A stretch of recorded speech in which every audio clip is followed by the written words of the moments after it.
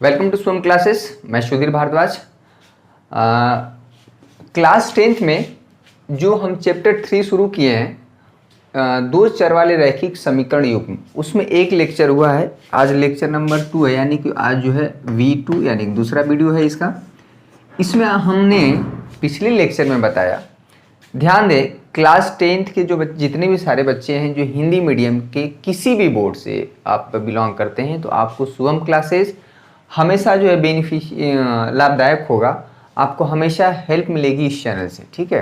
मैं सुधीर भारद्वाज आपको class 10th और 12th का मैथमेटिक्स पढ़ाता हूँ। बोर्ड के लिए आपको स्पेशली तैयारी कराई जाती है, जिससे कि आपका जो है बोर्ड एग्ज़ाम में बहुत बेहतर नंबर के साथ जो है आप जो है अगले क्लास में प्रवेश करें, ठीक है। इसका बड़ा ही इंपॉर्टेंट होता है बोर्ड का जो परसेंटेज होता है। तो आज का जो बहुत इंपॉर्टेंट लेक्चर होने वाला है, क्योंकि ग्राफी विधि से एक क्वेश्चन हमेशा एग्जाम में आता है। तो ये आज का वीडियो 1 मिनट के लिए भी स्किप मत करिएगा, क्योंकि छोटी छोटी चीज़ें जो हम बताएंगे, जिससे जाके आप क्या है ग्राफ ड्रॉ कर पाएंगे किसी भी एक दिए हुए समीकरण का, ठीक है, एक्स और वाई में। इससे आज कई चीज़ें डिस्कस करेंगे। आइए शुरू करते हैं कि रैखिक समीकरण युग्म का ग्राफी विधि से हल, ठीक है। तो इसमें कहने का मतलब है कि एक रैखिक समीकरण युग्म दिया है, हम मान लेते हैं अल्टरनेटम 2x + 3y = यहाँ पे मान लेते हैं 9, ठीक है। एक समीकरण ये है, क्लियर है। और यहाँ पे मान लेते हैं कुछ भी 3x + यहाँ पे 8y + 26, यहाँ पे हम मान लेते हैं समीकरण नंबर 2 रैखिक समीकरण युग्म, ठीक है। दो चर वाले रहे, क्योंकि x और y है। पिछले लेक्चर में मैंने डिस्कस किया था कि प्रतिस्थापन विधि और विलोपन विधि द्वारा दो दिए हुए समीकरण को कैसे हल करते हैं।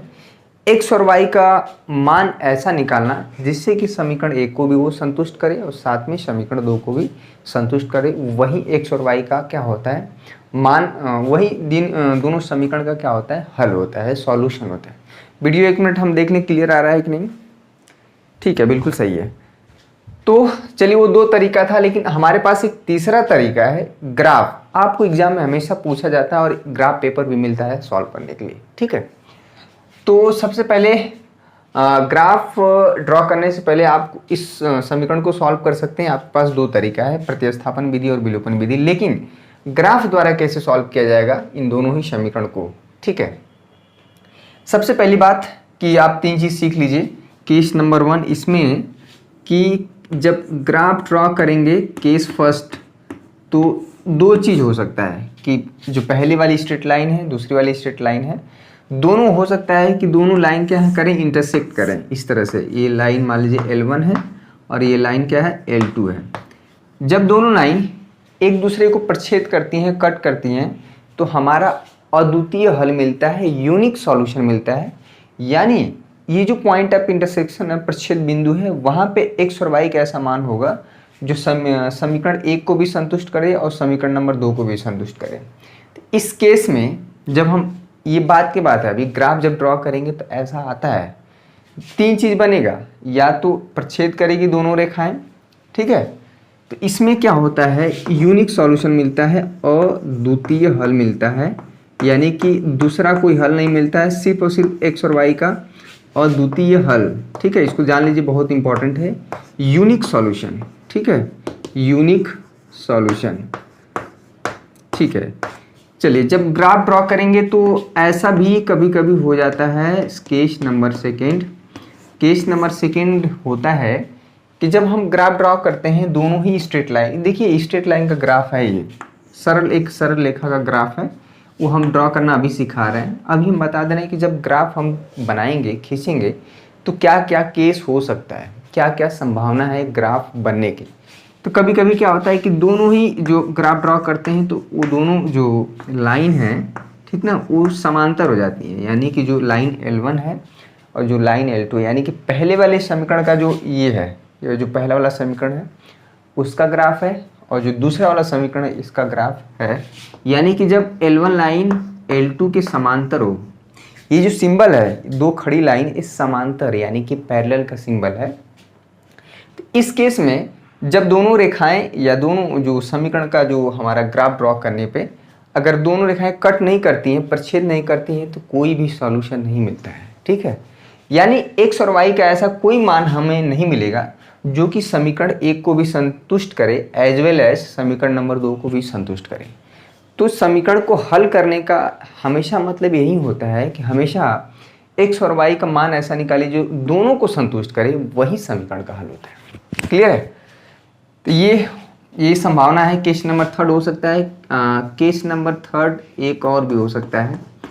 इसमें क्या होता है कि दोनों लाइन का जो ग्राफ है, ये लाइन L1 और जो दूसरी वाली लाइन है इसी पे हो जाती है कभी कभी, ठीक ना। जो दूसरी वाली लाइन है L2, इसको संपाती लाइन बोलते हैं, ठीक है। संपाती का मतलब होता है जो पहली वाली लाइन पे दूसरी वाली लाइन हो जाती है कभी कभी। ऐसा हम आपको एक, मान लीजिए पहली वाली स्ट्रेट लाइन है तो इसी पे दूसरी स्ट्रेट लाइन हो जाए तो इस जो हम ग्राफ ड्रॉ करेंगे तो कभी कभी ऐसा हो जाता है, ठीक ना, कि पहली वाली लाइन पे दूसरी वाली लाइन एकदम बैठ गई जाके। इस केस में हमें क्या मिलता है, इस केस में नो सॉल्यूशन है। जब समांतर होता है तो कोई हल नहीं प्राप्त होता है, ठीक ना, कोई हल नहीं मिलता है, कोई हल नहीं, ठीक है। और जब ये संपाती हो जाती है यानी कि एक ही पे एक ही दूसरी लाइन हो जाती है, इस केस में हमें अनंत हल मिलता है, ठीक ना, अनंत हल, इनफाइनाइट सॉल्यूशन, ठीक है। अनंत हल, यहाँ पे नो सॉल्यूशन, ठीक है, और इसमें क्या है, इनफाइनाइट सॉल्यूशन। ये तो बात की बात है। तो यही 3 केस हमें मिलेगा जब दोनों रेखाएं एक दूसरे के ऊपर छेद कर देंगी तो अद्वितीय हल, यूनिक सॉल्यूशन, यानी एक्स और वाई का एक ऐसा मान मिलेगा जो दोनों को संतुष्ट करेगा। या तो दोनों लाइन क्या हो सकती हैं, समांतर हो सकती हैं, या जो दोनों लाइन है एक दूसरे के ऊपर हो सकती हैं, एक दूसरे के ऊपर ढक जाए। यही 3 केस हमें मिलेगा। तो चलिए आइए सीधे हम शुरू करते हैं ग्राफ ड्रॉ करना। थोड़ी सी बेसिक चीज़ें आपको हम बता दिए, ठीक ना। और ग्राफ से कैसे वैल्यू निकालेंगे, तो आपके पास ग्राफ पेपर होना चाहिए और ग्राफ पेपर में आप सीख जाएंगे, ठीक है। ग्राफ पेपर में आप सीख जाएंगे, कोई बहुत बड़ा इशू नहीं है। इस चीज़ को हम थोड़ा सा इधर लिख देते हैं क्योंकि हमें ग्राफ ड्रॉ करना है ना। इस समीकरण को 2x + 3y, कुछ इजी ले लेते हैं 6, ये यहाँ पे हो गया, यहाँ पे हो जाता है x + 8y + 16, समीकरण नंबर 2, ठीक है। इसको ले लेते हैं कुछ थोड़ा सा।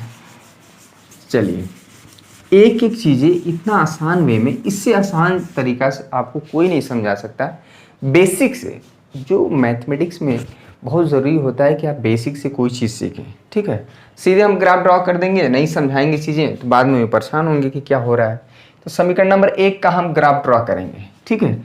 तो समीकरण नंबर पहले क्या करेंगे कि एक्स एक्सिस और यहाँ पे हम वाई एक्सिस बना लेते हैं, ठीक है। कुछ मत करिए, एक्स एक्सिस वाई एक्सिस बना लीजिए। यहाँ पे ये ओरिजिन होता है, मूल बिंदु जिसका निर्देशांक 0 0। यहाँ देखिए ये 1 है, यहाँ पे 2 3 इक्वल नंबर 4 5 6 7, 1 2 3 4 5 6 7, 1 2 3 4। यहाँ पे देख लीजिए, जैसी जरूरत पड़ेगी उस हिसाब से बढ़ा दिया जाएगा। इधर क्या होता है -1, ठीक है, -2, यहाँ पे -3, -4 -5, इधर भी नीचे -1 -2 -3 -1।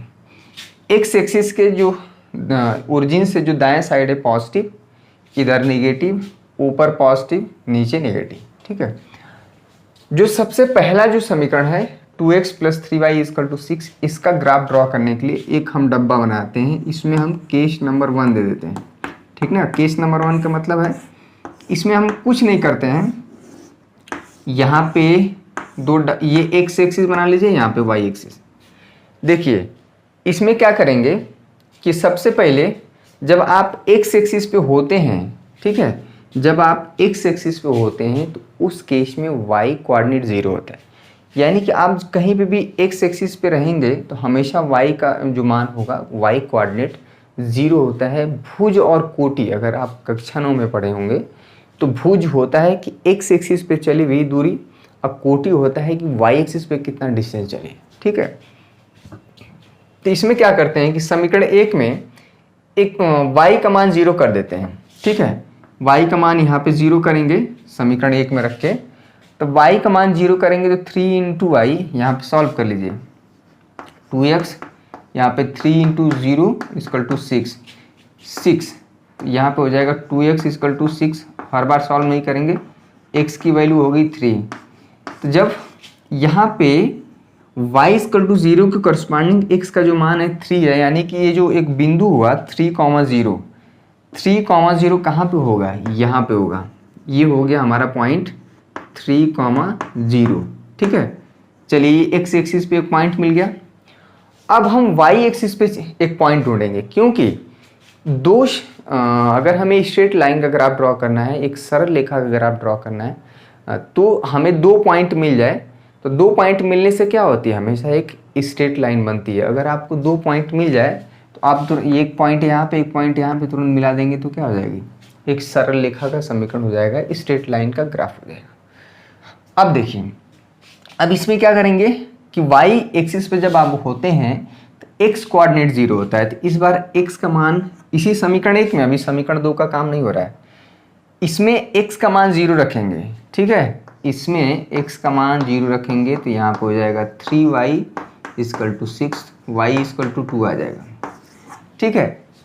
तो यहाँ पे जो कोऑर्डिनेट हुआ, इसमें x कोऑर्डिनेट 0 और y कोऑर्डिनेट 2। हमेशा ध्यान दीजिए कि सबसे पहले x कोऑर्डिनेट लिखा जाता है, भले वो 0 है, y कोऑर्डिनेट 2 है, 0 होने से नहीं मतलब है, हमेशा x कोऑर्डिनेट लिखा जाता है। तो ये जो ग्राफ हुआ, ये 2 पॉइंट हमें मिल गए, 3,0 और 0,2, इसको हम क्या करेंगे, मिला देंगे, ठीक है। चलिए मिला दिए, थोड़ा सा उतना अच्छा नहीं बन पाया, चलिए इसको मिला दिए। और यहाँ पे चलिए पहली वाली स्ट्रेट लाइन का ग्राफ है 2x plus 3y equal to 6, ये किसका ग्राफ है, ये है 2x plus 3y equal to 6। अब सेम तरह से जो दूसरा ये केस फर्स्ट हुआ, अब जो है केस सेकंड बनाएंगे, यानी कि x plus 8y equal to 16, इसका ग्राफ ड्रॉ करेंगे। ये बहुत ज़्यादा नंबर हो गया है, थोड़ा सा इसको कम कर देते हैं यहाँ पे, क्योंकि उसमें पॉइंट बढ़ा लेना, 4y, ठीक नहीं, ये हमारे हाथ में ही समझने के लिए है। 4y इक्वल टू यहाँ पे मान लीजिए हम कर देते हैं 8, 4y इक्वल टू यहाँ पे 4 ही कर देते हैं, ठीक है। x plus 4y equal to 4, ठीक है, ये हमारा ग्राफ है, इसको हम यहाँ पे क्लियर दिखना चाहिए। ये है 4y, x plus 4y equal to 4, समीकरण नंबर 2 है। इसके लिए हम ग्राफ ड्रॉ करेंगे, यानी कि केस सेकंड हम बनाएंगे। कुछ नहीं करना है, एक डब्बा बनाइए, ठीक है, इसमें इस तरह से ये x नाम दीजिए, y नाम दीजिए। अब क्या करेंगे कि फिर से समीकरण 2 में, क्योंकि अब इसका काम हो गया, इसका ग्राफ हमारा ये है, ठीक है, 2x plus 3y equal to 6, ये बड़ी सी स्ट्रेट लाइन आप ड्रॉ कर सकते हैं, क्लियर है। और इसको जो है सही से खिंचाया नहीं है, ठीक है, इसको हम फिर से ड्रॉ कर देते हैं, थोड़ा अच्छा नहीं लग रहा है, इसका हम फिर से ग्राफ ड्रॉ कर देते हैं, थोड़ा सही नहीं लग रहा है स्ट्रेट लाइन। जब इतना मेहनत हुआ है तो थोड़ा बढ़िया से स्ट्रेट लाइन ड्रॉ कर दिया जाए। ये हमारा हुआ, ये जो ये है, ये हमारा ग्राफ, ठीक है। ये किसका ग्राफ, यहाँ पे ये किसका ग्राफ हुआ, ये है पहली वाली जो स्ट्रेट लाइन है, 2x plus 3y equal to 6। अब जो है दूसरे का फिर वही काम है कि इसमें y कोऑर्डिनेट 0 करेंगे, तो y कोऑर्डिनेट 0 करेंगे, 4 इंटू 0, x की वैल्यू 4 आ जाएगी, यानी कि जो पहला पॉइंट है 4,0, जो कि हमारा x एक्सिस पे होगा, यहाँ पे ये हो जाएगा 4,0, ये वाला पॉइंट ध्यान दीजिए, 4,0, ये 4 है। अब जो है इसी में y 0 रखेंगे, तो इस बार क्या करेंगे, x 0 रखेंगे, तो x 0 रखेंगे तो y का मान क्या आ जाएगा, 1, एक पॉइंट हो जाएगा 0,1। हमेशा पहले x कोऑर्डिनेट, उसके बाद y कोऑर्डिनेट। तो 0,1 कहाँ हो सकता है भाई, ये है हमारा 0,1। अब क्या करेंगे कि इसे मिला देंगे, ध्यान दीजिए, 0,1 और 4,0 को मिला देंगे, तो ये हमारा हो जाएगा दूसरी वाली स्ट्रेट लाइन का ग्राफ, ठीक है। ये हो गया दूसरी वाली स्ट्रेट लाइन का ग्राफ, ठीक है, ये हुआ, ये हुआ। अब देखिए यहाँ पे एक किसका ग्राफ है, ये है दूसरी वाली स्ट्रेट लाइन का, क्या है, x plus 4y equal to 4। आपको ग्राफ मिलेगा, उसमें आपको क्लियर दिखेगा। इसमें जो दोनों स्ट्रेट लाइन है यहाँ पे एक जगह कट कर रही हैं, ठीक ना। तो यहाँ पे जो दोनों स्ट्रेट लाइन कट कर रही हैं, तो यहाँ पे जो हमारा सॉल्यूशन मिलेगा, सबसे बड़ा चीज़ है कि सॉल्यूशन हुआ गया। तो इसमें कुछ नहीं करना है, इसके यहाँ पे जहाँ पे दोनों बिंदु कट कर रहे हैं उसको नीचे इस तरह से गिरा देना है और यहाँ पे इस तरह से इसको मिला देना है, ठीक ना।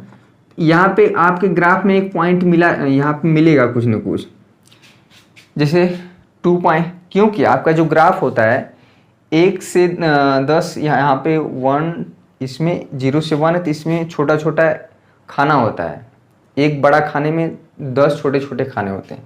तो इसमें क्या है कि 2.5 हो सकता है, ठीक ना। ये तो हमारा 2 है, तो 2.3 ये x कोऑर्डिनेट हो गया, ये y कोऑर्डिनेट हो गया।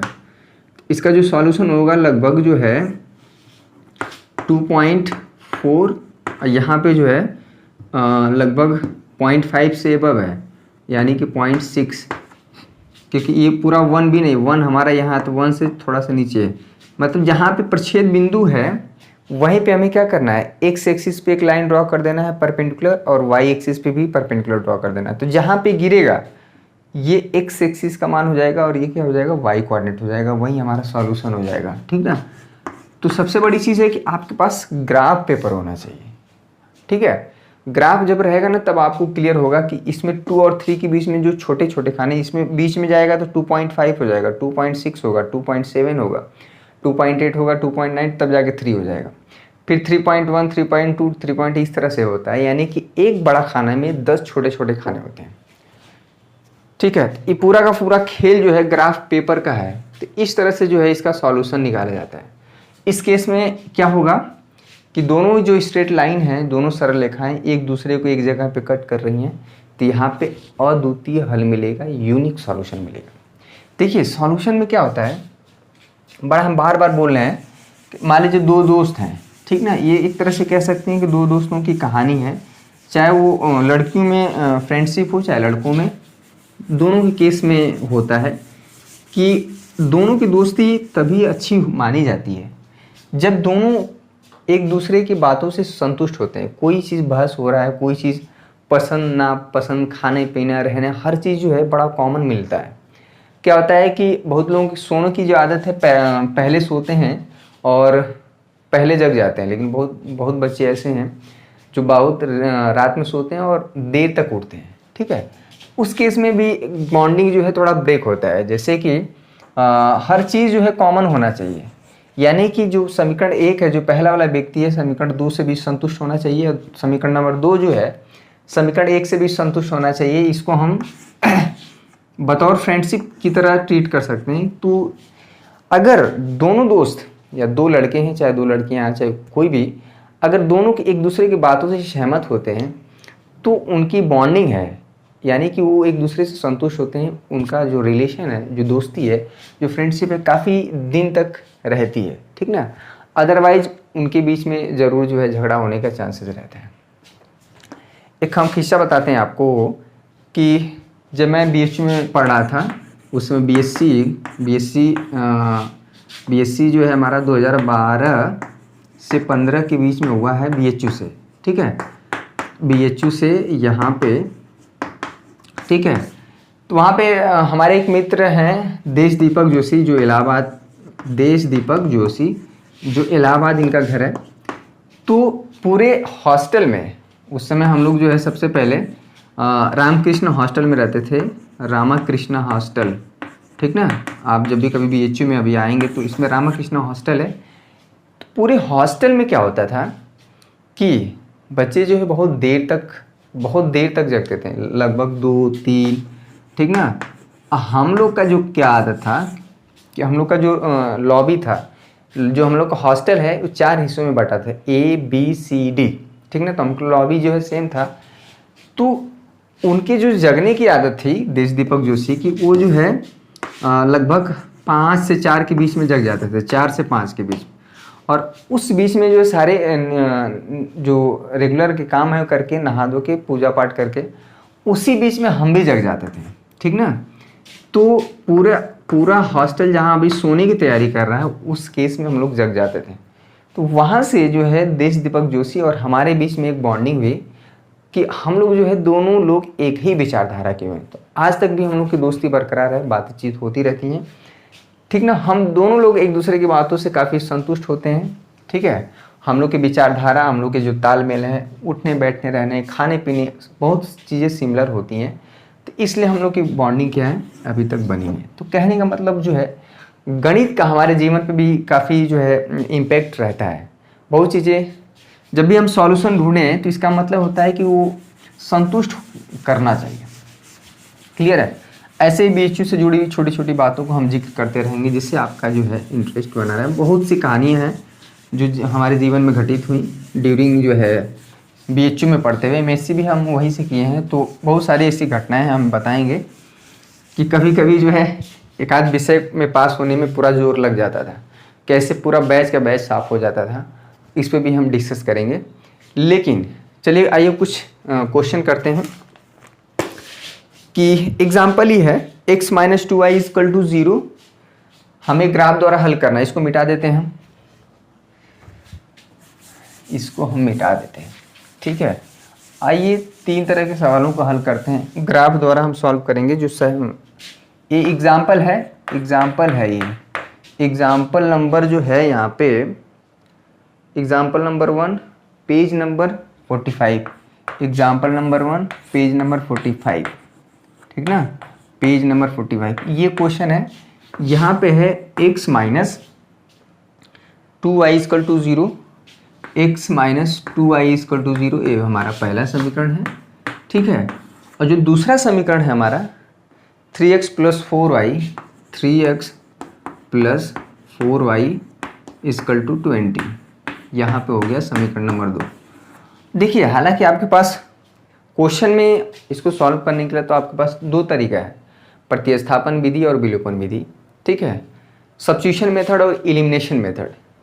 लेकिन एग्जाम में हमेशा बोल देता है कि समीकरण 1 और 2 को ग्राफ विधि से हल करिए। अगर आप ग्राफ विधि से बोल दिया गया और आप सॉल्व करके चले आए विलोपन और प्रतिस्थापन या वज्र गुणनखंड विधि जो कि बताना है अभी, तो कुल मिला के आपके पास 2 समीकरण, 2 अननोन का मतलब x और y हमारे अज्ञात हैं।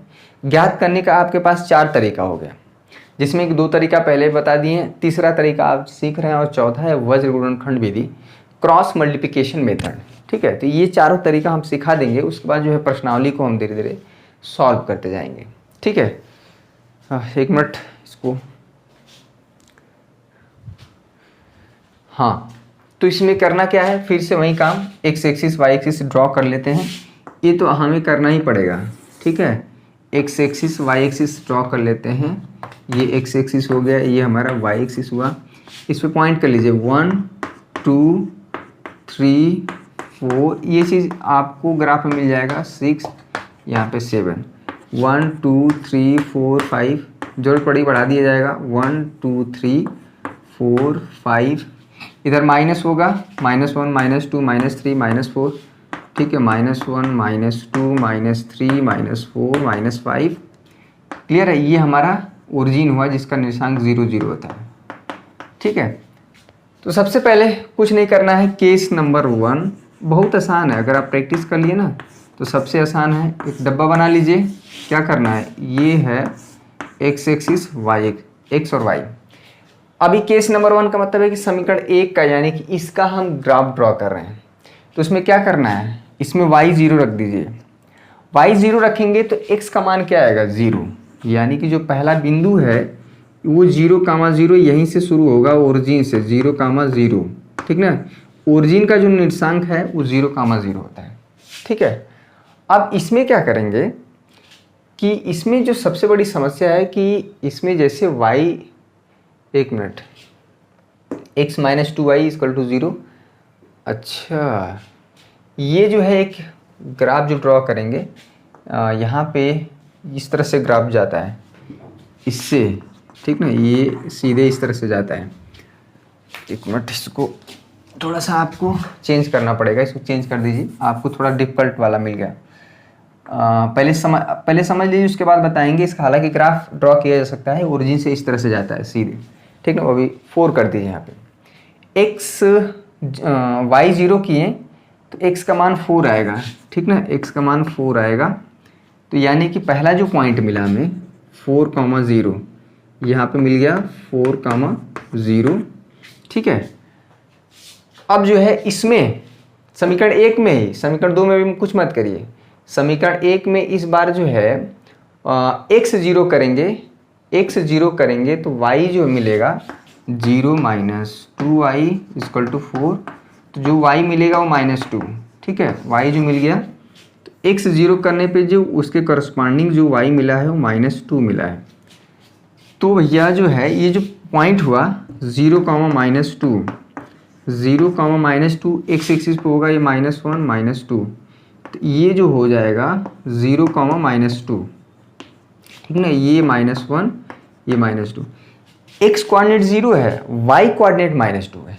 ये जो है हमारा मिला ये पॉइंट 4, यहाँ पे इस तरह से देख लीजिए, ये इसको आप चाहे तो बढ़ा भी सकते हैं, स्ट्रेट लाइन है, इससे कोई दिक्कत नहीं होगा। ये जो ग्राफ हुआ आपका यहाँ पे जो है x - 2y = यहाँ पे किसका ग्राफ हुआ, 4 का, पहली वाली स्ट्रेट लाइन का। अब दूसरे वाले का देख लीजिए। पहले हम इजी वे में आपको सिखाना चाह रहे हैं कि ग्राफ जो है आप ड्रॉ कर पा रहे हैं कि नहीं, मेन चीज़ ये है। उसके बाद देखिए सारा कुछ सीख लेंगे हम। प्रश्नावली जो है तुरंत जो है 3.1 एक दिन में सॉल्व हो जाएगा, 3.2 ये दोनों एक्सरसाइज एक दिन में, जो थोड़ा समय लगेगा 3.3 और 3.4 में। तो इसमें जो है, और इस पूरे चैप्टर में जो वर्ड प्रॉब्लम है, जो शाब्दिक प्रॉब्लम है, जो शब्दों के द्वारा जो हम लोग जैसे एज से रिलेटेड है, नाव और नाव वाला जो क्वेश्चन है, ट्रेन का क्वेश्चन है, ठीक ना, ये सब क्वेश्चन बहुत इंपॉर्टेंट हैं। एक्चुअल में जो प्रॉब्लम है उसको जब हम लोग करेंगे तो वही जो है आपको थोड़ा सा प्रॉब्लम खड़ा करेगा, ठीक है, बाकी सब तो बहुत आसान है। अब जो है केस नंबर सेकेंड जो है इसका ग्राफ कहीं पे भी कर सकते हैं, इसको आप नोट कर लिए होंगे आई थिंक, इसको मिटा देते हैं, ठीक है, नोट करते जाइए साथ में। और जो है केस नंबर सेकेंड यहीं पे कर लीजिए, बहुत आसान है ये। फिर से वही काम, x एक्सिस यहाँ पे x और y 0 रखिए यहाँ पे, तो x क्या मिलेगा 20/3, ठीक है। अब y x 0 करेंगे तो y हमारा क्या मिल जाएगा 5। ये बताइए 20/3 लगभग 3 6 18, तो 6 से इसी के बीच में होगा कहीं पे। ये जो पॉइंट है ये 20/3, 0, ठीक है, ये पॉइंट हो गया, ठीक है, इसको हम थोड़ा सा बड़ा कर दे रहे हैं, ठीक है।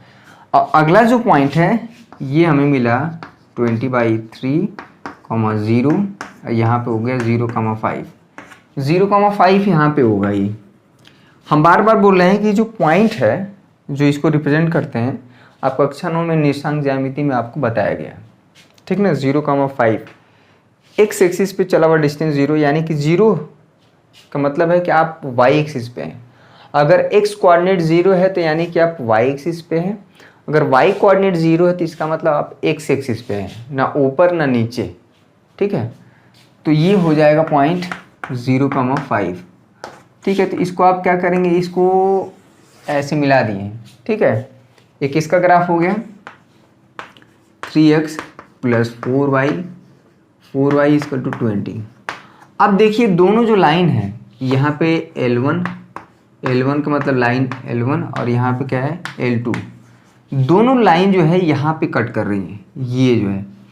तो यहाँ से जो हमारा सॉल्यूशन मिलेगा, आपको सॉल्व नहीं करना है कुछ नहीं, बस यहाँ पे इसको x एक्सिस पे गिरा देना है और इस पे यहाँ से इसको इस तरह से मिला देना है, ठीक ना।